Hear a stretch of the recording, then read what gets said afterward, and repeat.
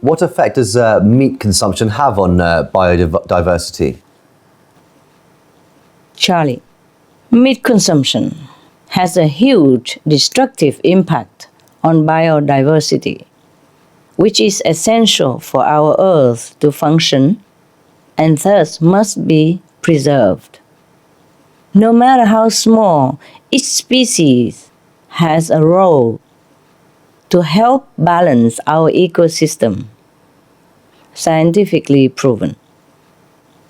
And yet, consumption of both fish and animal flesh continue and are wreaking havoc on biodiversity around the globe.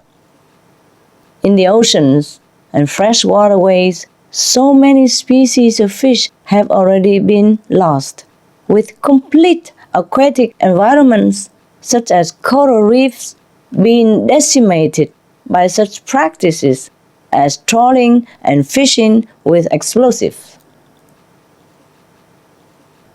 On land, meat consumption is responsible for vast regions being cleared for grazing crops such as soy that are fed to livestock.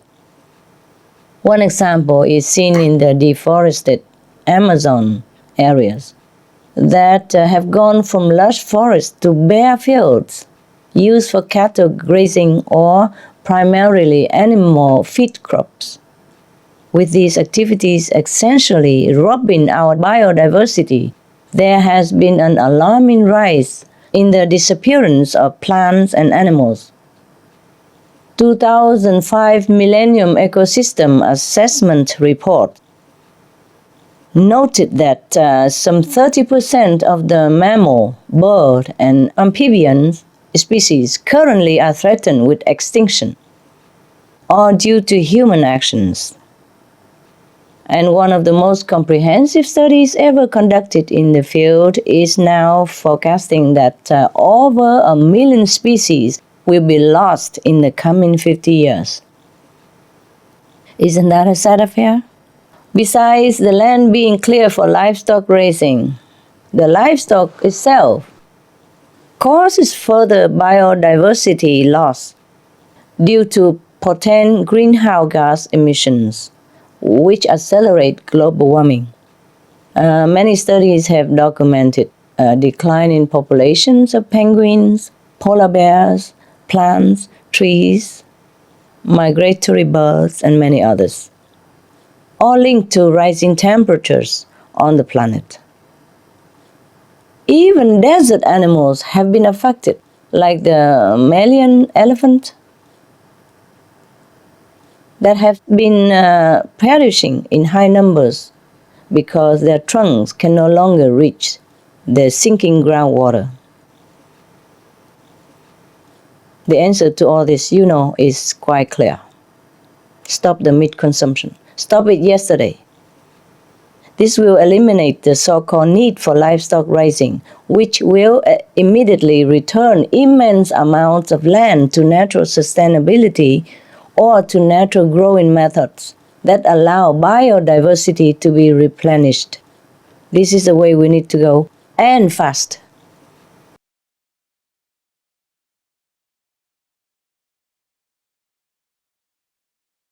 The United Nations Food and Agriculture Organization said that the livestock industry is the major cause of the most pressing world problems, namely global warming, land degradation, air and water pollution, and loss of biodiversity.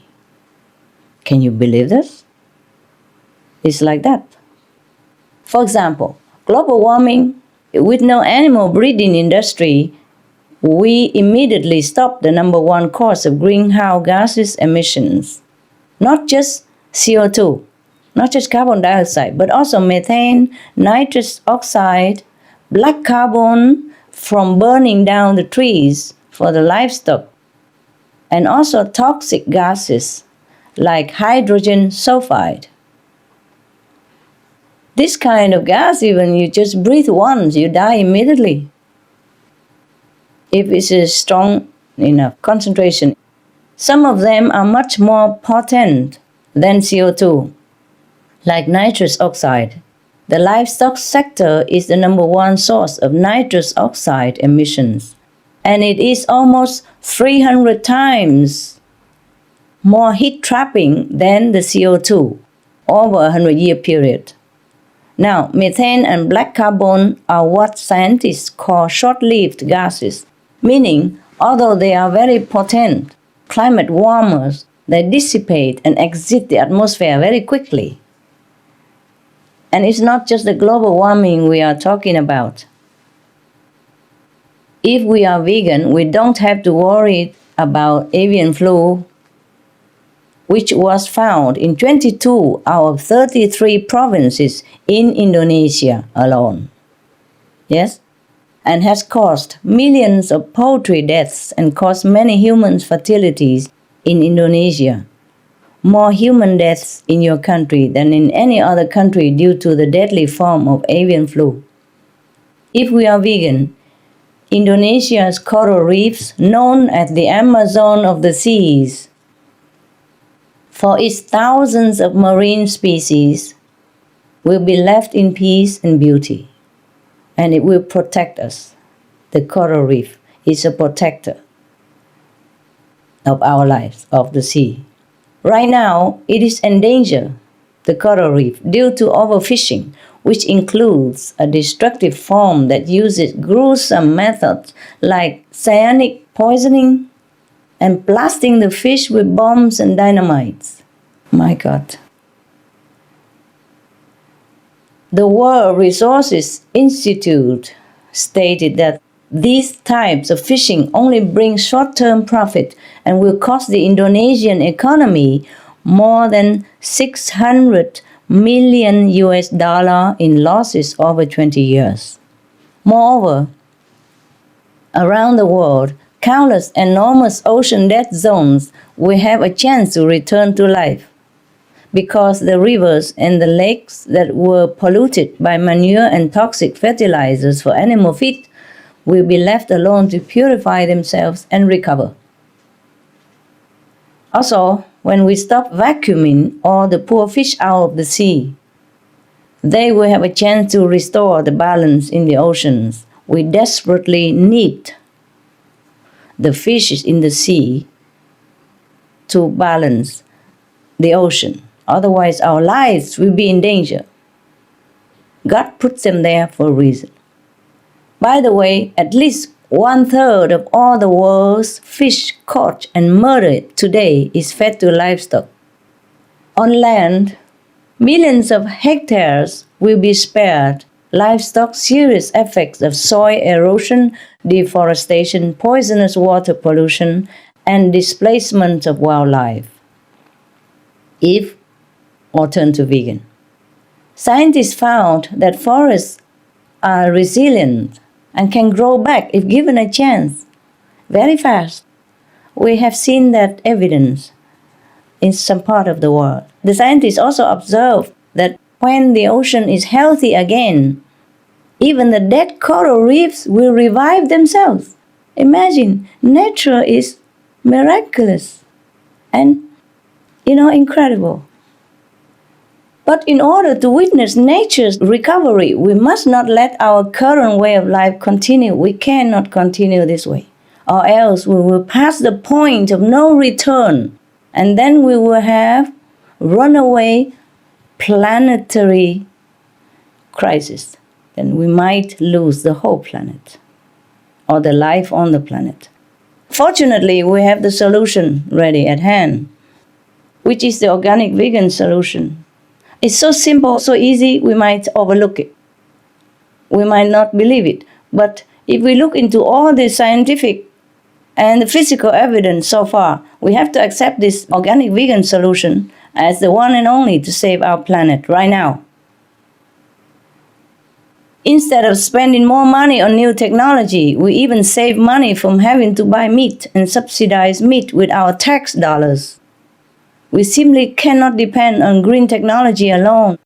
Now, there is also an invisible aspect to the reversal in the destruction. A compassionate person harms no one and therefore brings no harm upon himself. That is why in Buddhism they say that the moment we drop the butcher knife, then we are protected. Then we can become the Buddha, the saint.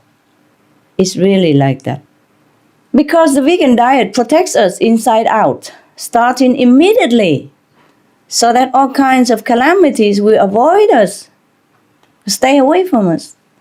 And on a bigger scale, our planet will also be healed, just like an individual being healed by turning into a compassionate diet. Like attract like. The good, loving, compassionate energy will ward off the darkness that is looming toward us, that is next to us right now. We will, in short, have a paradise on earth. If you have ever wondered what that might be like, we may soon live to see the day when all beings will truly live by your nation's motto, that is unity in diversity, in oneness, understanding, caring, faith, and happiness. I invite everyone to share the hopeful vision that we will save the planet and will make it a heaven one.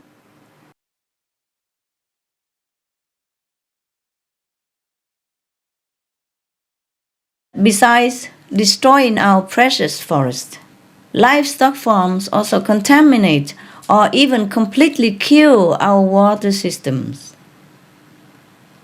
They degrade once a fertile soil, they destroy our biodiversity, and they release vast amounts of extremely dangerous methane and nitrous oxide. And what you call that hydrogen sulfide as well? Yeah? Which are heating up the planet now 100 times, 300 times more than carbon dioxide. So just take out the meat from our diet and stop blaming the CO2 for every problem of global warming on our planet. We are to be blamed. The meat industry is to be blamed. The meat industry is the one we have to focus on to stop, to abolish, to stop the climate change, and to stop the waste of the forest and land. Stop talking around the subject. Talk to the point.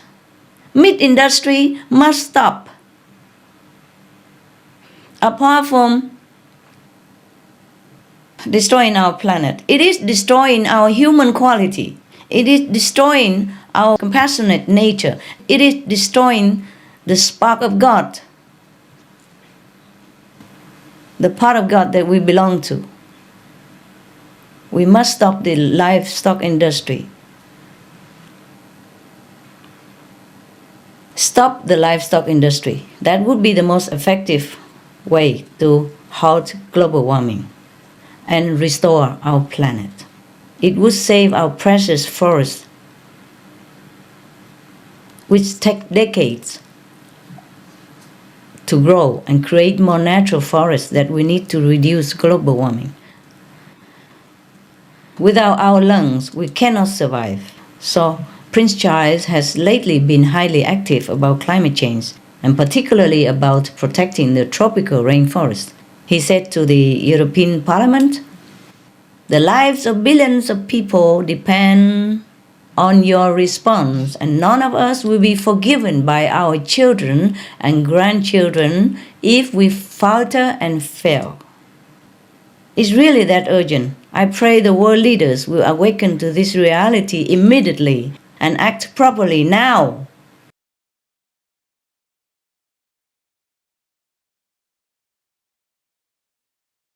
Scientifically speaking, it has always been good, the way nature unfolds naturally. Yes, naturally. Darwin theory is about a natural evolution, not a forced, artificial, cruel, disturbing, interfering by humans the way we're doing. So Darwin's suggestion is that we leave nature alone as much as possible, interfere as less as possible. See, the natural evolution is that we let it evolve. But here we come interfering with everything. Yes, we raise the animal. We force them in cramped little crates that they could not even move around. So we breed disease. And we cause suffering to ourselves by eating these disease-filled flesh of animals. Cause suffering to them, cause suffering to us. In the natural world, there is no force-fed foie gras. There is no force-fed cows. No cramped pigs. No forced pregnancy for pigs and cows and dogs and birds, any kind. We just let it evolve the way nature intended.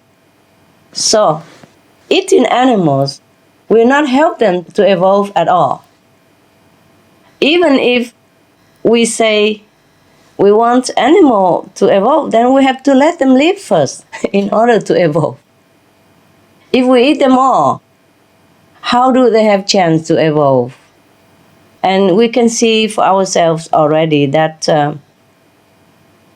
killing, torturing animals, eating animals, has not been helpful to our evolution, ecologically, economically, scientifically, medically, nothing.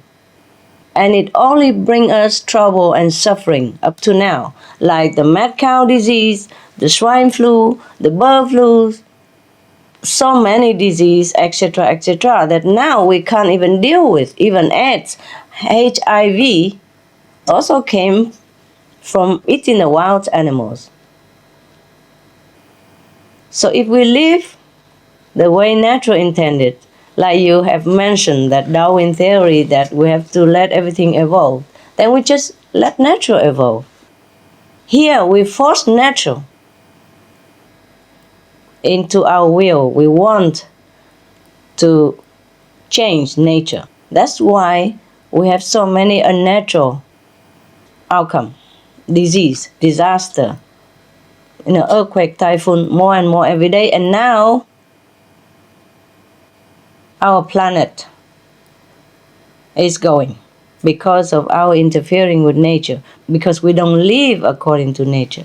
So if we want to live according to nature and let things evolve accordingly, then we should respect our nature. Right now, we interfere too much with nature, and we even breed animals unnaturally, like at least 55 billion livestock per year, and billions more fish, etc.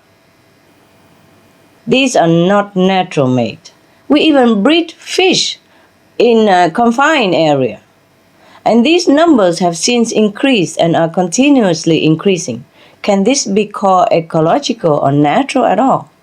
How can any species evolve when we keep forcing them, torturing them, and killing them? Moreover, we went against our own human evolution as well, as we were biologically made to digest only plant-based food. Humans are naturally herbivorous, not carnivorous. It is explained in detail by Dr. Milton Mills in a well-known article called The Comparative Anatomy of Eating, and confirmed by others such as the famous evolution expert Dr. Richard Leakey and the editor-in-chief of the American Journal of Cardiology, Dr. William Roberts. So, the answer where humans belong in species evolution is clear. We are not their predator. We are their protector and friend. We have to protect all species so that we can keep our biodiversity and keep a natural evolution for all beings, including humans. Where there is peace for the animals, they also can have a good life. The best is that we can protect their abodes, leaving them as untouched and unharmed as possible. The wilds really don't need much help from us if we can just allow them their freedom and their sovereignty. If the animals know the atmosphere is safe and they will not be harmed, and this they do know very well, then they are far more comfortable and at ease. So one thing we can do is to encourage governments and individuals' protection of their habitat, to ensure that it is not continually lost to other purposes such as deforestation and hunting and fishing. Just to give an example, the rainforests of Southeast Asia have some of the highest deforestation rates in the world. This means the animals are constantly losing their homes, with many that have become endangered or even extinct. Along these same lines, the other step that we can take to enhance the animal's sense of peace is to not eat them. It's one thing to try to imagine how they must feel having their homes invaded, with trees crashing down around them or on top of them, and all their food and cover gone. But then, having to fear being eaten as well, there can be nothing more terrifying.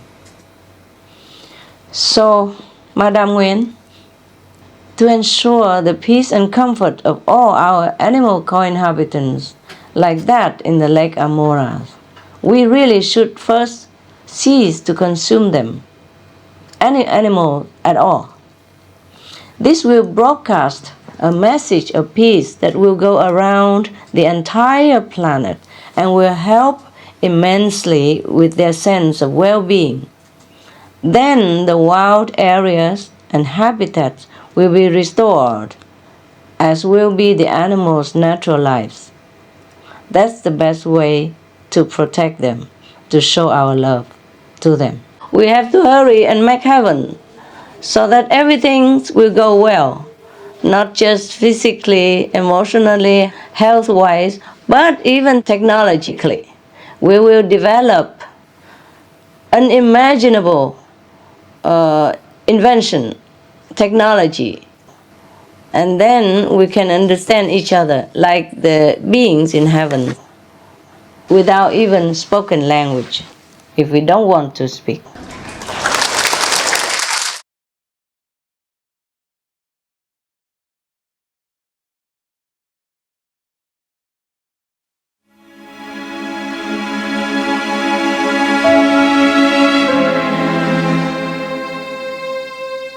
Livestock raising is responsible for countless adverse environmental effects, each of which further aggravates global warming.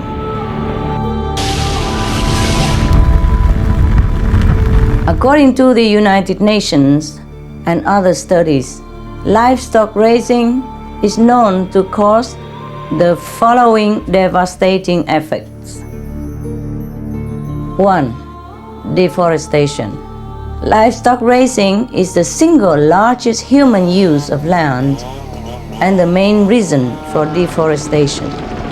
Since 1970, livestock production has been responsible for 90% of the Amazon deforestation to clear land for pasture and grow animal feed crop. A rainforest area the size of a football field is destroyed every second to produce just 250 hamburgers. Scientists warn that if we continue on this damaging path, the Earth's forest will soon stop absorbing greenhouse gases and instead will start to release huge quantities of carbon dioxide, CO2. Moreover, deforestation for livestock activities also produces black carbon. Black carbon is a greenhouse particle that is 680 times as heat-trapping as CO2 and causes the ice sheets and glaciers around the world to melt even faster. Up to 40% of black carbon emissions come from burning forest for livestock. 2. soil erosion, and desertification. Over 50% of the world's soil erosion is caused by livestock, which along with deforestation leads to desertification. 3. Biodiversity loss. Livestock is the leading cause of animal and plant extinction due to land degradation and other habitat-destroying effects. The livestock industry is killing off our beautiful wildlife, including Mexico's own. 4. Deadly pollution. Of all sectors, the meat industry is the biggest source of water pollution. Excessive and unregulated animal waste, chemical fertilizers, pesticides, antibiotics, and other livestock-related contaminants choke our waterways and create oceanic dead zones, such as the massive one in the Gulf of Mexico. 5. Disease. Over 65% of human infectious disease is known to be transmitted from animals. The filthy and inhumane conditions of factory farming harbor lethal bacteria and viruses such as avian and swine flu, which we all know is a pandemic continuing its global deadly toll. 6. Food waste. Livestock uses up 12 times the amount of grain as the same amount of vegetable protein. About 730 million tons of the world's grain harvest are used to produce animal protein. This could feed all the hungry people, numbering 1 billion in the world and many times over. 7. Water waste. It takes over 1,200 gallons of water to grow one serving of beef, but only 98 gallons of water for one complete nutritional balanced vegan meal. While 1.1 billion people lack access to safe drinking water, we waste 3.8 trillion tons of precious clean water each year for livestock production.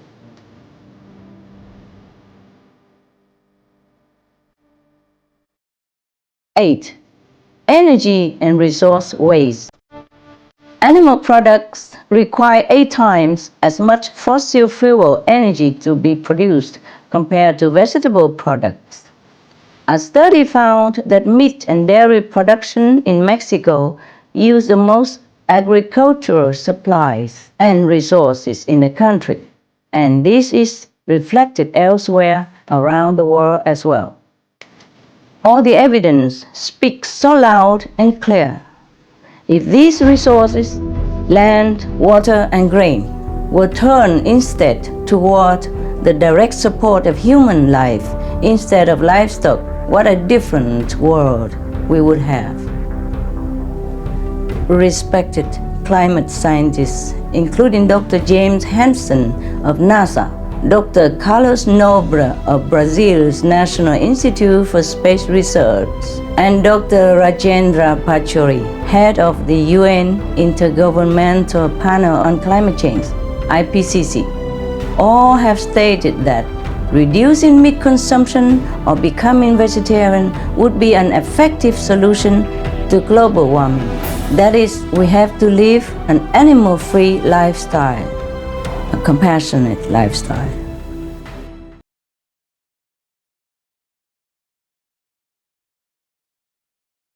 "30 years ago, my husband and I decided to become vegetarian based on the principle of respect for life and nonviolence. Today, doctors recommend us not to abuse them for health reasons.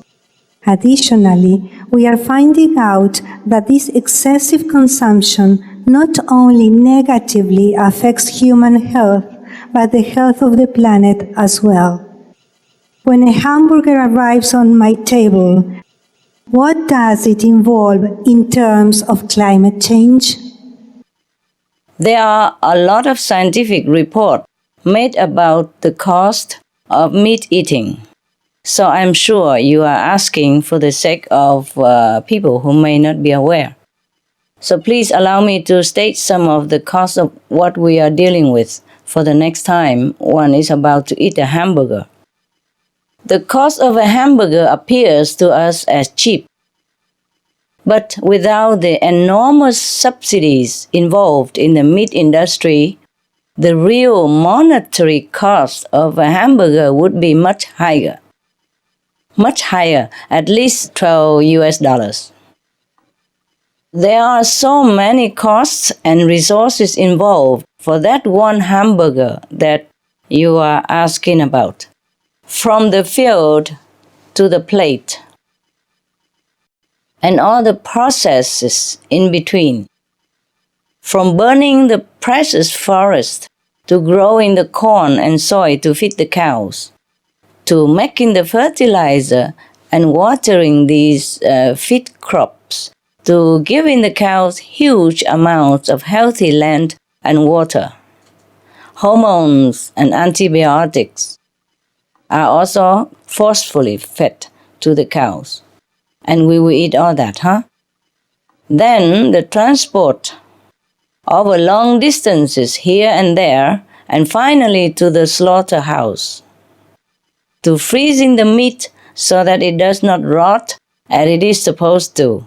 Then finally it has to be cooked before reaching the plate, and cooked well because, for example, the U.S. Department of Agriculture found that 89% of beef hamburger patties contain traces of the deadly E. coli bacteria.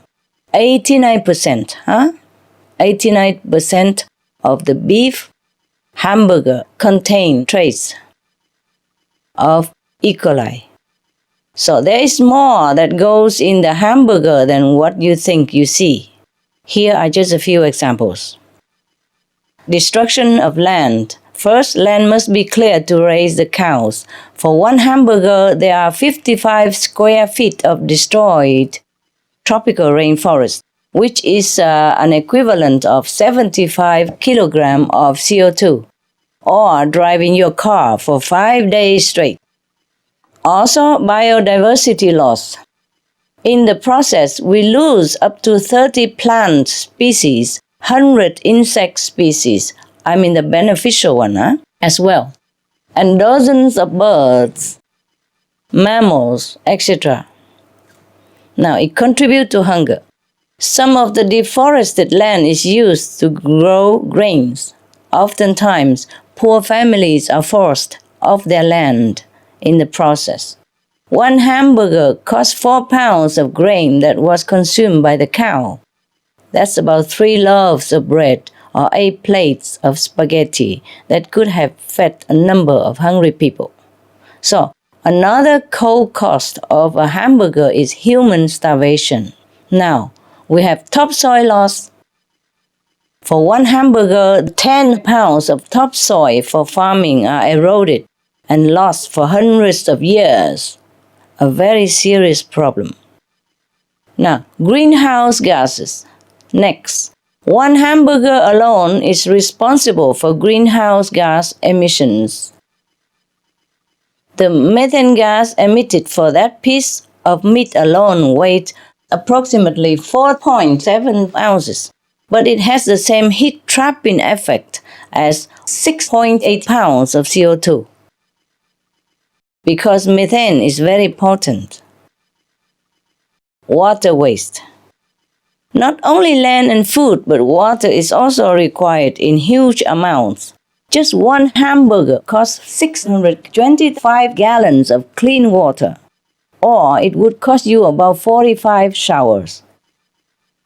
A month and a half or 2 months without taking a shower for one hamburger alone. Imagine that. On a side note, one cow in his lifetime before slaughter uses enough fresh water to float a large naval ship. Imagine that again. Just one cow. Now we have fossil fuel waste. One hamburger costs thousands of miles of transportation, all the way from the pasture to the feedlot, then all the way to slaughterhouse, and then to the market. So no matter if you try to buy your food locally to save emissions or not, you can't win if you eat meat. There is much more greenhouse gas that goes into this hamburger. In fact, one hamburger uses up 6.5 pounds of fossil fuels, or about a quarter gallon of gasoline. That's over 16 times the amount needed for one full, nutritious vegan meal. Now we have health hazard. There is also the cost in lives. In just one hamburger patty, there are pieces of dozens or sometimes even hundreds of individual cows, all their flesh mixed together. And you are getting more than what you think you're buying. You are buying a health hazard. There is saturated fat, which causes heart disease and stroke. There are also extra things such as growth-inducing hormones, traces of antibiotics that are fed regularly to the poor cows, the actual bacteria that are resistant to those antibiotics. These resistant bacteria are called superbugs.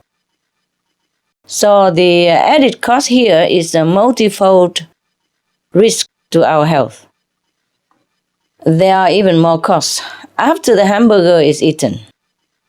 For example, a woman loses 28 milligrams of calcium after eating just one hamburger, which weakens her bones. And there is rampant risk of potentially deadly E. coli infection, as beef is a primary source of this bacteria. And again, there are risks of heart disease, cancer, mad cow disease, bird flu, pig disease, swine flu, and other meat-related diseases. We also have other human causes, like the poor families being pushed off their land for cattle production, the adults and children of the world who are perishing due to hunger, the grief and sorrow of the families who lost loved ones due to meat-related diseases, etc., etc. As for the bigger picture of how much meat eating is costing our planet, the cows in such unnaturally huge numbers, more than 1 billion on the planet, are responsible for more than 50% or even far more of total greenhouse emissions on the earth. Nitrous oxide, which is 300 times more potent than CO2, is being emitted in vast quantities from the fertilizers required to produce the food crops for the cattle. The livestock industry produces at least 67% of all the world's nitrous oxide emissions. So, a hamburger, as you can see, is clearly unaffordable, not only in global warming, but also in deforestation, soil erosion, and desertification, water shortage, water pollution, loss of biodiversity, not to mention the negative health and bad karmic consequence prices we also have to pay, and loss of lives, precious lives.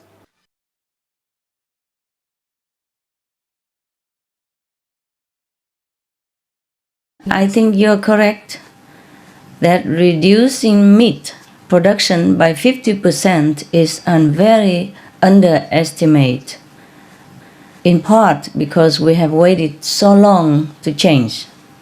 So our time has become too short, in fact, and the situation is too dire. Just in case you are not aware, or maybe others viewers are not, I will share with you some of the facts of where we are today. With melting that has caused the biggest ice loss ever known in the Arctic, scientists now tell us that the region is warming at a rate twice as fast as the rest of the world. As you may already know, 2 German ships has just traveled through the Northeast Passage because the ice all melted, and that is the first time in known human history that the ships could pass through. So the vast ice beneath Greenland is also melting, even faster than previously predicted. Many researchers are saying that at the rate of current warming, there is almost no way for our world to stay within the limits of a 2 degrees Celsius temperature rise, which is the maximum that will still ensure the safety of most life on the planet. But even though our predicament is very grave, we do still have time if we act now. And the solution is still very simple. Well, you know it, right? It's the vegan diet. No animal products. No more killing, no more torturing, no more even experimenting with animals. No more raising animals for meat or any other purposes, except to protect, love, and take care of the animals. This is the key.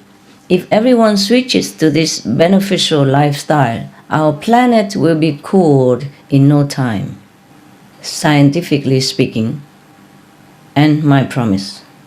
One reason for this is that the main contributing gas from livestock, which is methane, traps 72 times more heat than CO2 over a 20-year period. And then there is the other gases, nitrous oxide, for example, which comes from the unregulated waste contamination and fertilizer runoff of crops that are primarily grown for livestock to consume. This gas trapped 289 times more heat than CO2, more than carbon dioxide. According to the most recent figures from scientists, livestock raising is actually responsible for more than 50% of global warming. More than 50% is coming from meat and dairy production. Imagine that. So with 55 billion animals currently being murdered every year for meat consumption, you can imagine how much the earth would be restored if this is stopped. The original United Nations report in 2006, Livestock Long Shadow, spoke in bold terms even already about the damage caused by the livestock industry, saying that it is one of the top most significant contributors to the most serious environmental problems at every scale, from local to global. Furthermore, I would mention a few of the problems the United Nations and others have noted are coming from livestock raising and meat consumption. First, depleted land and forest. According to the United Nations, livestock is the main reason for deforestation and the loss of our vital trees, which in turn is causing tragic declines in natural biodiversity. Livestock raising is also among the top factors in degrading our lands through soil erosion and pollution, as well as climate change.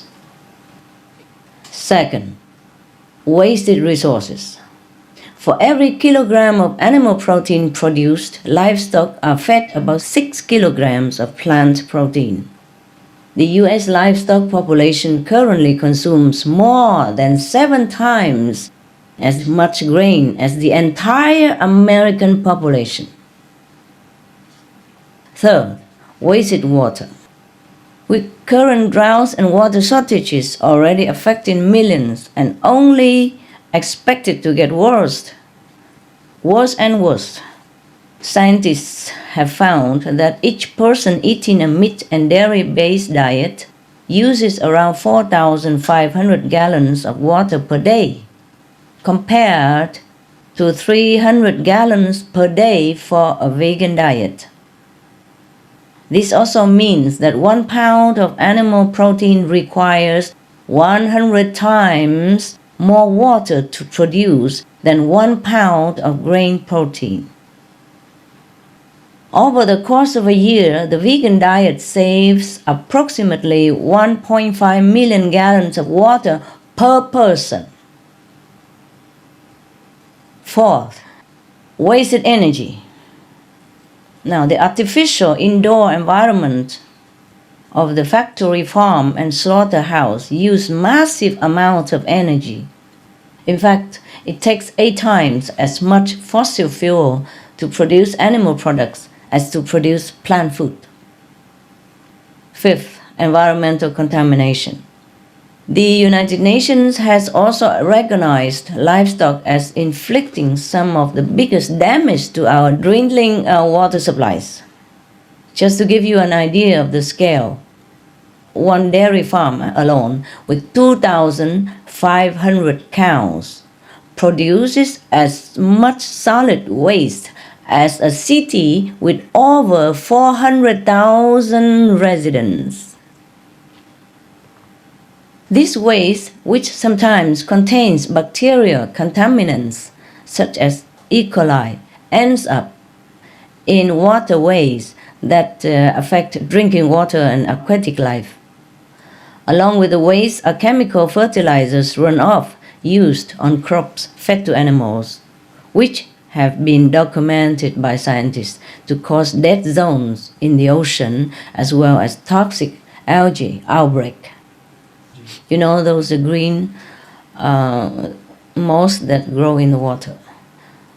One such event just occurred in Brittany, France, where a majority of the country's livestock and a third of the dairy farms are located.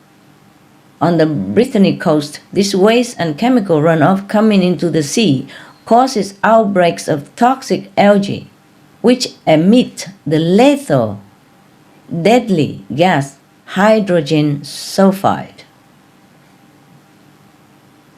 So recently in the news, we heard of a horse that died within half a minute of stepping into the algae. And now the health concerns of over 300 people are being investigated for the same reason around that area.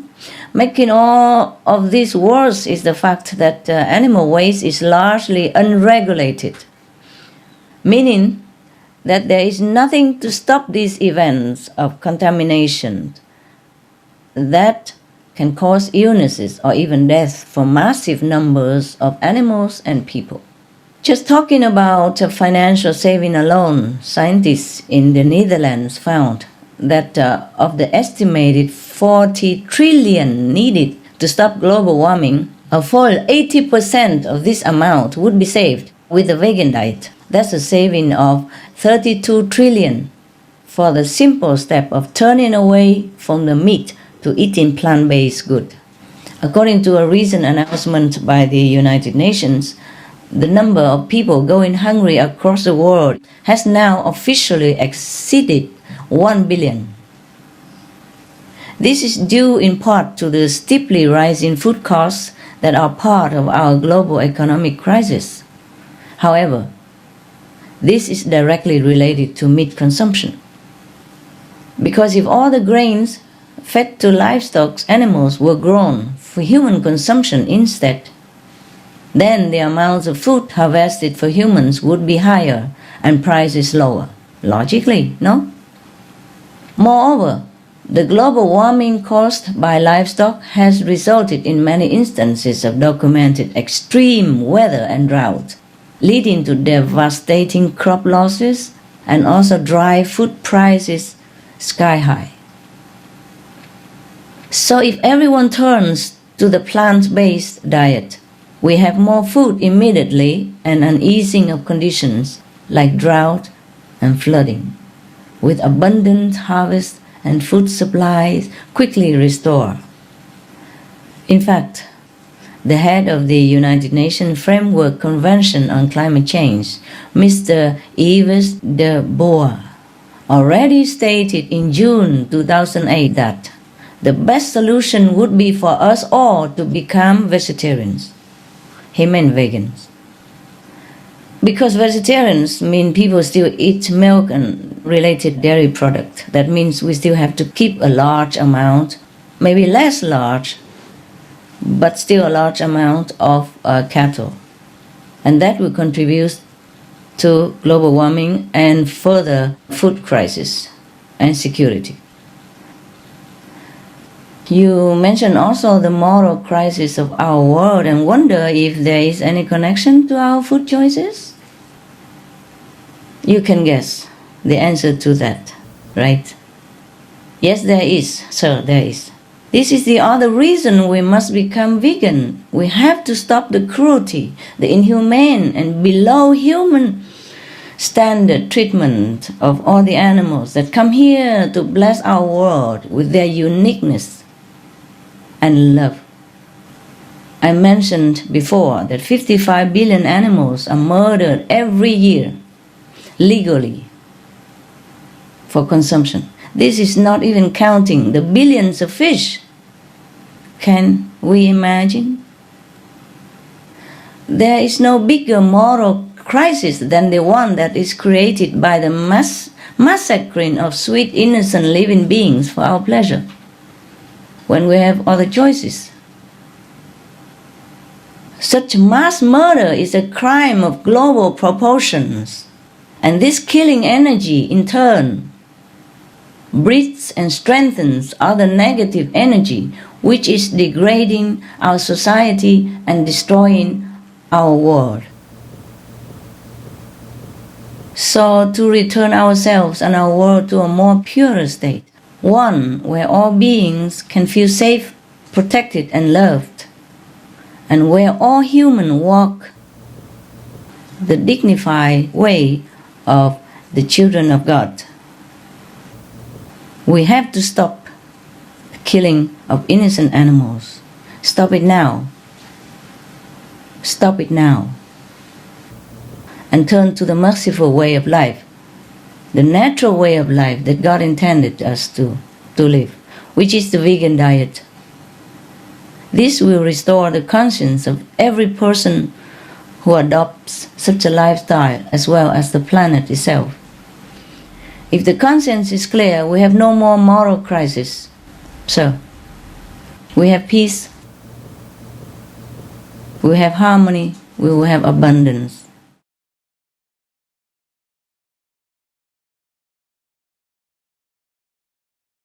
The United Nations Food and Agriculture Organization reported that livestock raising is the single largest human use of land, the biggest source of water pollution, the number one cause of biodiversity loss, and the top producer of human-caused methane and nitrous oxide.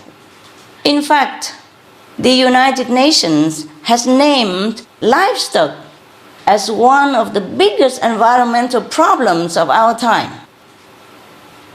With 90% of the destruction to the Amazon rainforest since 1970 being for cattle and growing animal feed, lush forests are being turned into barren fields at a rate of 36 football fields per minute.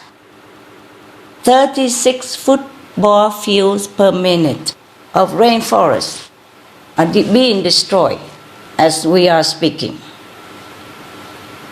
If you can imagine how big that is, how detrimental that is to our world. Rainforest is the lung of our planet. It's the health of our co-citizens. And as the trees are felled and plants become more exposed and dry, they even emit carbon dioxide rather than absorb it.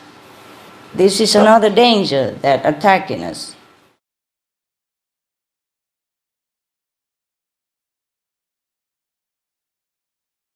Being veg is beneficial for any kind of spiritual advancement. In fact, all the wise ancient teachings of sages since time immemorial have highlighted the importance of a benevolent plant-based diet. It is a fundamental requirement of a spiritual practitioner. The concept behind foregoing animal products is ahimsa, meaning non-violence. By partaking of a vegan diet, we also avoid the bad retribution of killing, and thus it will not burden and obstruct our spiritual journey. I'm sure you are familiar with this principle, Señorita Brasesco. In your work to save and protect the animals, being vegan simply means that we protect all the animals. This killing of other beings must be stopped for humanity to evolve as a civilization. The benefits of doing so are manifold. Besides restoration of health, biodiversity will be allowed to thrive, planet equilibrium restored, along with the easing of our own conscience and our capacity for elevated consciousness. All these are the fruits of a more compassionate diet. This loving attitude also creates a more peaceful atmosphere that brings greater comfort to all beings. At peace with ourselves in the knowledge that we did not cause anguish or pain to our fellow animals, our brethren, we will have the inner tranquility to pursue our spiritual endeavors wholeheartedly. Before we expect the lion to lay down peacefully with the lamb, we humans must do it first. As long as the humans cannot even lay down peacefully with the lamb, causing all the anguish, fear, sorrow, oppression to weaker beings and defenseless animals, we cannot realize this heavenly dream, as the lion will lie beside the lamb. So, we must return to our compassionate self. We must return to our glorious status as the children of God. We have to bring heaven to earth.